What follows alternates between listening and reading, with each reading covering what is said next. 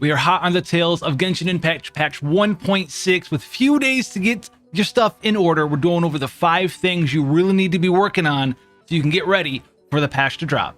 Now, the first one you guys are going to need to get here is, yes, the Klee rerun is coming back. So if you are interested in her and if you want my thoughts on that character, go ahead and check that video out. It's a separate video, but this one is about the phenomenal mushrooms that you need to collect for her. These can be a pain in the butt to get, so start working on them right now if you already haven't done that. You need to climb around the buildings in Mondstadt, climb around the buildings in Dawn Winery to get access to these ones, or maybe raid some of your friends if they already had their Klee done or they're not interested in Klee, because you're gonna need a ton of these to get her maxed out all the way up to level 90. So go ahead, get these ones done, especially if you're going after Klee. The second one is about being prepared for the very good catalyst that we're all going to get from an event in patch 1.6, the Dodeka Tails. Yes, it's going to be Klee's little own book, but she's not the only one that can use this. This weapon is going to be fantastic.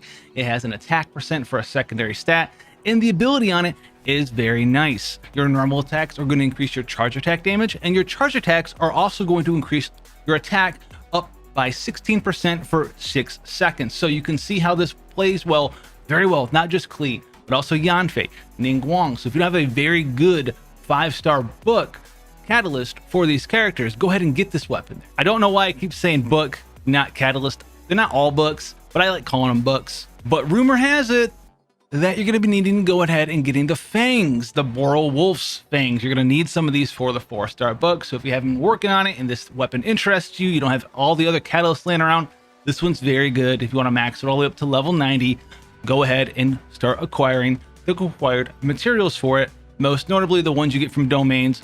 Farm up the Boral Wolf Broken Fangs from the required domain. Now, the third one here is going to be for you end game players or even early game players. You can see that just how a tiny bit of elemental mastery, when gifted to you by a support or some substat rolls on some occasions for your DPS characters, can really increase your damage, especially for Vaporize as well as Melt. Now, this change in 1.6 is going to be changing how much effect elemental mastery changes and boosts damage by a substantial amount to anything other than Vaporize and Melt. So you're looking at Electrolyze. Yeah, all of them. We're talking Overload, Electrolyze, Superconduct, Swirl, Crystallize Shields. All of those are getting buffed up. They're all getting buffed up by a substantial amount. So if you have some different pieces of gear laying around, or you're thinking about trashing something because it's got some elemental mastery here or there, think about that once again, because these buffs are going to get pretty strong there, and maybe even get some Electrolyze teams in the mix, or Overload teams in the mix. And Swirl's pretty good. Oh, and did I mention Kazuha? He's gonna be spamming Swirl all the time, and EM is kind of his forte, and Swirl's part of these EM buffs. I think they might be doing this maybe on purpose. Now, number 4 is going to tie a little bit into number 3 here. Now, Kazuha here, he's going to be coming out 1.6 as well.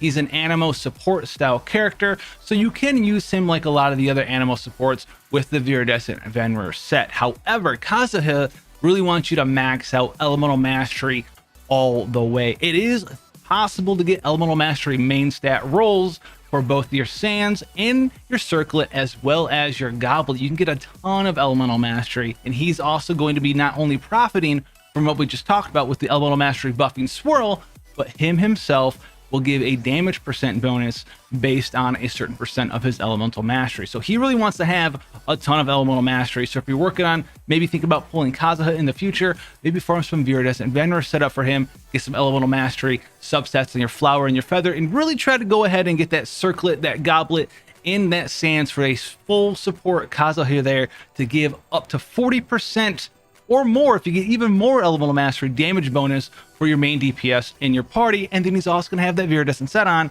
and he's going to swirl it. He's going to do damage a ton on his own with his swirl buff from the EM. Then you're going to swap into your main DPS, and you're going to go to town and do a lot of work there. So elemental mastery gear for Kazuha, that's number 4 if you're interested in him. Now, the last one here, guys, is going to be about the Adepto Realm, or the housing system in Genshin Impact. The 1.6 version update does have a pretty significant change for you guys, and it's something that you guys can work on right now. Now, the change is going to be a new feature that's added. You're going to be able to place up to 8 different characters into your realm, and while they're there, they're going to gain Companion EXP. Now, the main thing you get from Companion EXP at the moment is going to be their nice little banner that you get when you hit Companion rank 10, Friendship 10, as it were. And while you can't do that specific feat right now. What you can do is work on your Adepto energy, right? Level your trust rank up, give yourselves more opportunity to craft new things and place them in your realm, and this is going to increase your Adepto energy rank. Now, the higher your Adepto energy rank is, the faster your companion will gain EXP. However, there's also one other thing. Each of these different characters in Genshin Impact are going to have a favorite furnishing set. Now, there hasn't been a lot of use for furnishing sets, in my opinion, right now, but what this use is if you do acquire their furnishing set and you place it down in the Adepto Realm, while they're there hanging out, they'll give you some rewards, which includes Primo Gems. So we all love Primo Gems, so get in there, acquire some plans, acquire some blueprints, and acquire some of these furnishing set blueprints so you have as many as possible when it comes out, so you can get as many Primo Gems as possible, whether you're saving them for Inazuma or Klee right away, or even, you know, Kazuha coming out soon. But I know all you guys there are saving for Ball, right? So whether you're going to be skedaddling through the rooftops to get your mushrooms, fighting domains for your fangs, learning and studying for the new elemental mastery changes, whether or not you are using Kazuha and farming up gear specifically for him, you definitely should be out there in your abode, your humble abode, to get that rank up so you can get those companion EXPs. And on top of that, and it's not like free Primo Gems ever hurt anybody, right? So if you guys want to see more stuff for Genshin Impact content, go ahead, hit that subscribe button, and I'll see you guys in the next one. Take care, guys.